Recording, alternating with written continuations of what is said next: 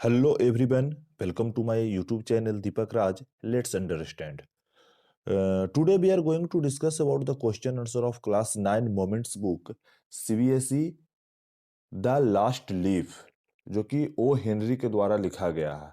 तो बहुत ही simple language में ये क्वेश्चन आंसर आपका लिखा गया है, तो आराम से उसको पढ़िए और रिमेम्बर कीजिए।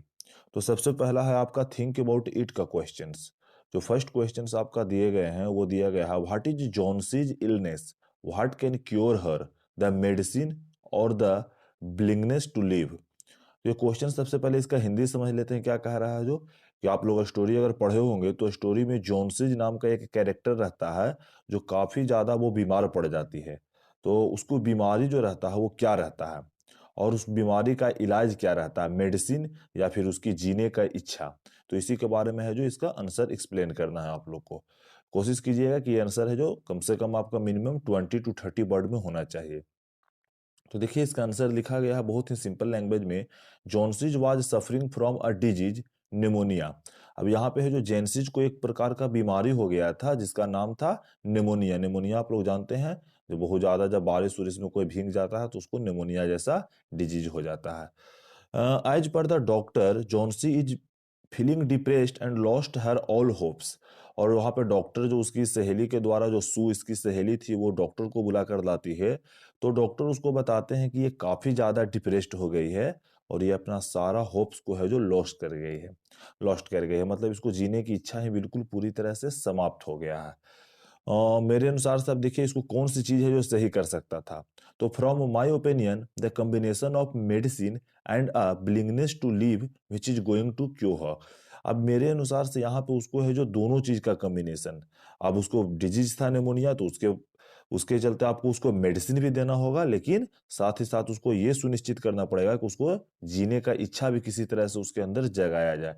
और दोनों की कॉम्बिनेशन से ही उसको वो सही हो सकती थी। तो फर्स्ट का ये सिंपल सा आंसर था आपका है जो लिख दिया गया है। तो चलिए सेकंड क्वेश्चन आपका दिया गया है, do you think the feeling of depression Johnsy has in common among teenagers. ये बड़ा इंपॉर्टेंट क्वेश्चन है, आप इसको समझिएगा क्या कह रहा है। जो पहले क्वेश्चन का हिंदी समझ लीजिए, कह रहा है कि डू यू थिंक, क्या आप ऐसा सोचते हैं कि जो डिप्रेशन का जो फीलिंग होता है वो जो जॉन्सिज को हो गया था वो डिप्रेशन जैसा है, जो बीमारी निमोनिया के साथ साथ। तो आजकल के जो टीनेजर्स हैं, मतलब जो युवा अवस्था में जो बच्चे हैं, उसमें डिप्रेशन जैसा जो डिजीज बोल सकते हैं उसको, जो काफी ज्यादा कॉमन होता है। तो इसके बारे में आपको आंसर लिखना है। तो मेरे अनुसार से तो यस, आपका आंसर चेंज हो सकता है, यस और नो। तो ये कोशिश कीजिएगा खुद से आंसर देने का, इससे सिर्फ हेल्प लीजिएगा। तो मेरे अनुसार से इसका अगर आंसर देखा जाए तो yes, the feeling of depression that Johnsy had in common among teenagers. मेरे अनुसार से तो ये बिल्कुल बड़ा ही कॉमन चीज है। ये टीनेजर्स में आजकल का मॉडर्न एज में है जो बहुत ज्यादा डिप्रेशन का शिकार है जो टीनेजर्स ही होते हैं। Now a days it is very common. अभी का जो डेज चल रहा है उसमें ये बहुत ही ज्यादा कॉमन है। क्यों? Because of studies not score well in the examination, expectations of parents. अब देखिए क्या क्या रीजंस क्या हो सकता है। आजकल का जो टीनेजर्स हैं उसमें हो जाता है कि स्टडीज को लेकर वो काफी जल्दी डिप्रेशन में चले जाते हैं। Not score well in the examination, अगर वो एग्जाम दिए उसमें अच्छा नंबर नहीं आए तो उसके कारण डिप्रेशन में चले जाते हैं। एक्सपेक्टेशन ऑफ पेरेंट्स, पेरेंट्स से कुछ एक्सेप्ट किए हुए हैं, पेरेंट्स उसके एक्सपेक्टेशन को नहीं समझे, नहीं पूरा किए, उसके कारण डिप्रेस्ड हो जाते हैं। Most of the teenagers must take life positively and faces difficulty boldly and proceed further। मेरे अनुसार से अगर ये एडवाइस इसको बोल सकते हैं कि अगर दिया जाए तो जितने भी टीनेजर्स होते हैं उसको है जो अपने लाइफ को है जो पॉजिटिवली लेना चाहिए, मतलब एकदम पॉजिटिव रूप में लेना चाहिए। और जो भी आपके सामने डिफिकल्टीज आया है उसको काफी अच्छा तरीका से उसको फेस करना चाहिए और साथ ही साथ है जो अपने जिंदगी में आगे बढ़ना चाहिए, उससे ज्यादा डिप्रेस नहीं होना चाहिए। तो सेकंड क्वेश्चन भी हो गया आपका। तो चलिए थर्ड क्वेश्चन की तरफ पढ़ते हैं। कह रहा Behrman has a dream, what is it, does it come true. अब वेयर मैन आप लोग स्टोरी पढ़े होंगे तो उनका एक और कैरेक्टर था जो कि एक बड़ा ही फेमस पेंटर थे जी। और तो उनका एक ड्रीम था, वो ड्रीम क्या था और क्या उनका जो ड्रीम है वो सही होता है या नहीं होता है। तो इसके बारे में आपको आंसर लिखना है। इसका आंसर बड़ा ही छोटा है, एक बार पढ़िएगा आसानी से आपको रिमेम्बर हो जाएगा। तो Behrman has a dream to paint a masterpiece. अब देखिए, अब उसका जो ड्रीम, पहले तो क्वेश्चन ये कह रहा है आपको कि उनका ड्रीम क्या था। तो वेहरमैन का जो ड्रीम था वो एक अपनी पूरी लाइफ में एक वो मास्टरपीस पेंट करना चाहते थे। मास्टरपीस का मतलब उनके जैसा है जो कोई और नहीं बना सके एकदम। हर एक लोग अपना जिंदगी में एक न एक कोई मास्टरपीस काम करना चाहता है। तो उनका यही है जो कोई एक ऐसा एकदम ड्रीम था कि एक पेंट करना चाहिए मास्टरपीस एकदम। Yes, the dream does come true but only with his death. कहती है, अगर आप स्टोरी पढ़े होंगे तो देखे होंगे कि उनका ड्रीम है जो सबसे लास्ट स्टोरी में है जो पूरा होता है, लेकिन उनके मौत के साथ पूरा होता है। उनका इधर पूरा होता है ड्रीम है जो, और उधर वो मर जाते हैं। He paints a leaf such that it looks like extremely natural. अब कह रहे हैं कि वो एक ऐसा लीफ को पेंट करते हैं, आईवी क्रीपर रहता है, स्टोरी पढ़े होंगे तो आईवी क्रीपर्स का जो लास्ट लीफ बचता है, गिर जाता है, तो उसको वो इस तरह से पेंट कर देते हैं कि लुक्स एक्सट्रीमली नेचुरल, जो देखने में काफी ज्यादा एकदम नेचुरल लगता है। Even Johnsy's who herself an artist can't know that it is not a real leaf. अब जो जॉन्सी कैरेक्टर जो बीमार थी, वो भी जो ऑक्यूपेशन अगर उसको बोला जाए तो वो भी एक है जो पेंटर थी। एक पेंटर होते हुए भी बेहरमैन का पेंट किया हुआ डुप्लीकेट है जो लीफ था, उसको भी पकड़ नहीं पाई। इसका मतलब आप समझ सकते हैं कि वो पेंट इतना मतलब है जो ओरिजिनल तरीका से किया गया था, उसको पकड़ना बड़ा ही मुश्किल था। इसीलिए वो उसका एक मास्टरपीस था, और वो है जो उनका ड्रीम है जो पूरा होता है, लेकिन उनके मौत के साथ होता है। तो चलिए हम लोग बढ़ते हैं नेक्स्ट क्वेश्चन की तरफ। है क्वेश्चन नंबर 4, करा what is Behrman's masterpiece, what makes Sue say सो।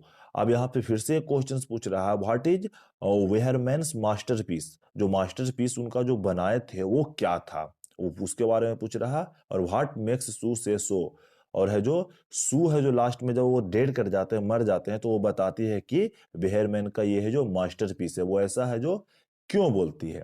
तो देखिए इसका आंसर भी बहुत ही सिंपल है और शॉर्ट है। करा Behrman masterpiece was the picture of the lips he Drew. अब जो उनका जो मास्टरपीस था वो एक पत्ता को जो पेंट किए थे, बनाए थे, ड्रू किए थे, वही उनका मास्टरपीस था। Sue said so because the leaf because the leaves drew by Behrman was so real for Johnsy and it saved Johnsy life also but took Behrman's life. अब देखिए, अब सू है जो ऐसा, इसीलिए उसको मास्टरपीस बोले थे वो पेंटिंग्स को, because the leaves drew by Behrman was so real for Johnsy. Johnsy जो जोन्सी का अगर आप स्टोरी पढ़े होंगे तो थोड़ा सा हम एक्सप्लेन कर देते हैं इस क्वेश्चन में। जोन्सी का है जो वो मन में है जो इस तरह से का है जो बैठा लेती है कि उसका जो आईवी क्रीपर्स का लास्ट लीफ गिरेगा तो हम उसी के साथ है जो मर जाएंगे। तो उसका लास्ट लीफ गिरता है तो उसके जगह पे बेहरमैन जो है वो एक और डुप्लीकेट पेंट है जो कर देते हैं। तो जॉन्सी को लगता है कि ये बिल्कुल रियल है, और उसको है जो वो उसकी जो आईवी क्रीपर्स का जो लास्ट लीफ रहता है सेव्ड जॉन्सीज लाइफ, वो जॉन्सीज की जिंदगी तो बचा लेती है, लेकिन उसी पेंट को करने के लिए उस दिन है जो काफी ज्यादा बारिश पड़ता रहता है, तो वेहरमैन जाते हैं उसको पेंट करने के लिए, तो उनका तबीयत खराब, उनको निमोनिया हो जाता है और वो डेड कर जाते हैं। तो जॉन्सीज का लाइफ तो बच जाता है, लेकिन साथ ही है जो वेहरमैन्स का लाइफ है जो समाप्त हो जाता है। तो इसीलिए उसको है जो वो मास्टर पीस बोली थी है जो। चलिए एक और इसका है जो क्वेश्चन है टॉक अबाउट इट का। ये एक्चुअली आप लोग के लिए क्वेश्चन से दिया गया है, लेकिन हम भी इसमें थोड़ा सा आपको एक्सप्लेन कर दिए हैं, इसे पढ़िए और समझिएगा, बहुत ज्यादा इंपॉर्टेंट क्वेश्चन है। क्वेश्चन आपको कह रहा है कि have you ever felt depressed and rejected, how did you overcome such feeling, share your experience with your classmate. अब देखिए इसको लिखना नहीं है, लेकिन हम लिख दिए हैं, आप लोग इसको ध्यान देकर है जो पढ़ लीजिएगा।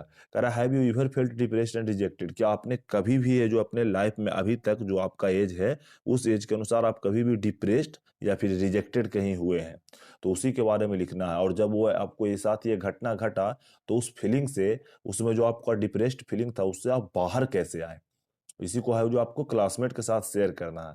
तो हमें जो लिख दिए हैं, अगर मेरा बात किया जाए तो yes I felt depressed and rejected many times till now, अगर बोल सकते हो तो अभी तक हम जो है बहुत बार है जो डिप्रेस्ड हुए हैं और रिजेक्टेड हुए हैं बहुत जगह है जो। तो ये तो देखिए, अब इसको से फीलिंग्स को कैसे बाहर आना है, तो उसके लिए देखिए, to overcome such feelings everyone must learn from that situations and forget bad memories.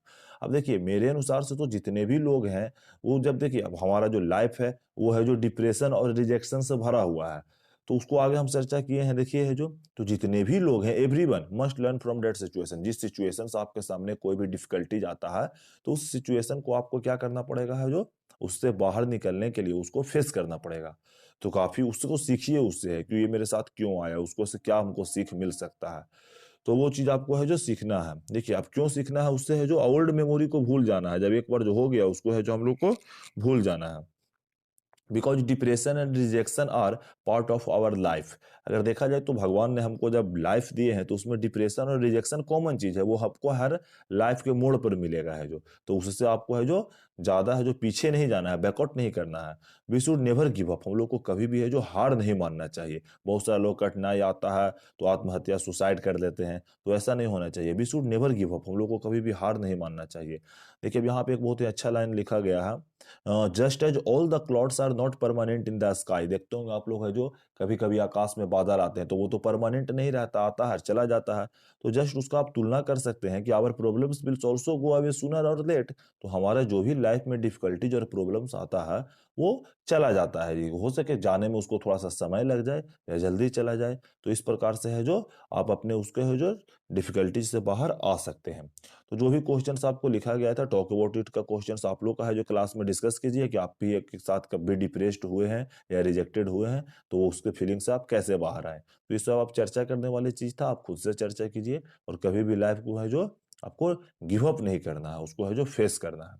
तो चलिए ये आज का क्वेश्चन आंसर हो गया। फिर मिलेंगे नेक्स्ट क्वेश्चन आंसर के साथ है जो नेक्स्ट चैप्टर्स का। तब तक आपको है जो इसको बढ़िया से एक जगह लिख लीजिए, उसको पढ़ लीजिए। एग्जाम के पॉइंट ऑफ व्यू से आपका काफ़ी ज़्यादा सिंपल लैंग्वेज में लिखा गया है, एक बार पढ़िए और आसानी से रिमेंबर कीजिए। अगर वीडियो आपको अच्छा लगे तो शेयर कीजिए, सब्सक्राइब कीजिए और साथ ही साथ है जो लाइक कीजिए है जो। Thank you.